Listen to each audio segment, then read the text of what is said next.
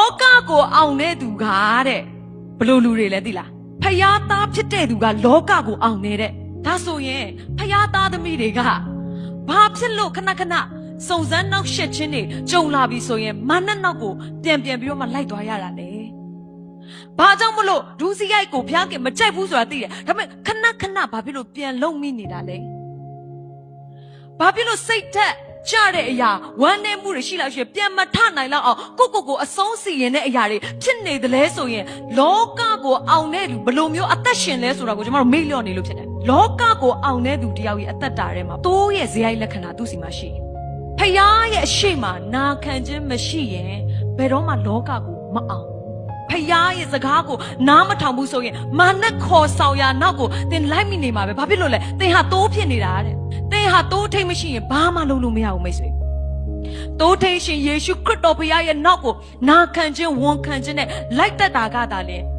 လောကကိုအောင်မြင်တဲ့အသက်တာဖြစ်ပါတယ်တိုးတွေကတဲ့ तू ကတားကောင်အမျိုးအစားဖြစ်တယ်တိုက်စစ်မလုပ်တတ်တဲ့အတွက်ကြောင့်မို့လို့ तू ကတားရဲကသူ့ကိုကြိုက်ဖို့ရအတွက်လာတဲ့အခါမှာပြေးရင်ပြေးမပြေးရင်အစားခံတာပဲရှိတယ်အဲ့အတွက်ကြောင့်မလို့သူတို့ကိုကာကွယ်ဖို့အတွက်တိုးထင်းလိုအပ်တယ်အဲ့တော့တိုးထင်းကရန်သူတွေလာတဲ့အခါတောခွေးတွေလာတဲ့အခါမှာလန်တန်နဲ့တိုက်ခိုက်ရတယ်အခုကျွန်မပြောချင်တဲ့အရာတိုးတွေက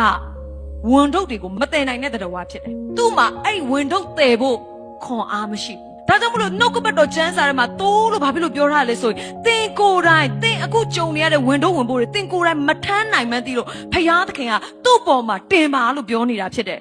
ဒါကြောင့်ထမ်းရရသောဝင်ကိုထာဝရဘုရား၌ချထားလော့တင့်ကိုမဆမယ်ဒါဘုရားခင်ဂတိတော်ဖြစ်တယ်တင့်ကိုတင်လုံနိုင်လာပြီထင်ပေမဲ့ဘုရားရဲ့အရှိမတင်ဝင်ချလိုက်ဖို့ရအတွက်လိုအပ်တယ်ဒူးထောက်လိုက်ဖို့ရအတွက်လိုအပ်တယ်တင်ချလိုက်ဖို့ရအတွက်ပဲလိုအပ်တာတင်အဲ့ဒီဝင်တို့တွေကိုမထမ်းနိုင်မှဘုရားခင်သိတယ်နောက်တစ်ခုတိုးတွေဟာလမ်းပြောင်းတတ်ပါတယ်ဘာကြောင့်လဲဆိုတော့တိုးတွေကအမြင်အာရုံမှာအယမ်းအားနေတယ်ဒါကြောင့်သူတို့ကဘာကိုအားပြုရလဲဆိုတော့တိုးထင်းရဲ့အတန်ကိုအားပြုရတယ်တင်ဘုရားသခင်နောက်ကိုလိုက်နေရင်းနဲ့စကားနားထောင်နေရင်းနဲ့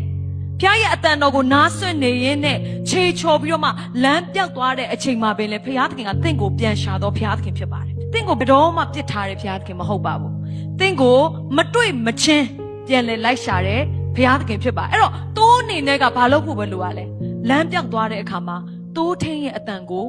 နားဆွင့်တတ်ဖို့ရအတွက်လိုအပ်တယ်တိုးတွေကလမ်းပြောက်တဲ့အခါမှာဘယ်လမ်းကကောင်းတာလဲဆိုသူတို့မှမရွေးနိုင်ဘူးမမြင်နိုင်ဘူးဒါပေမဲ့တစ်ခုပဲသူတို့မှမျောလင်းရရှိတယ်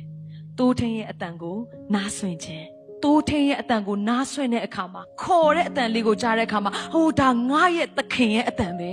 ဒါငါရဲ့တိုးထင်းငါကိုထိန်းချောင်းပေးတဲ့သခင်ရဲ့အတန်ပဲဆိုတဲ့အရာကိုကြား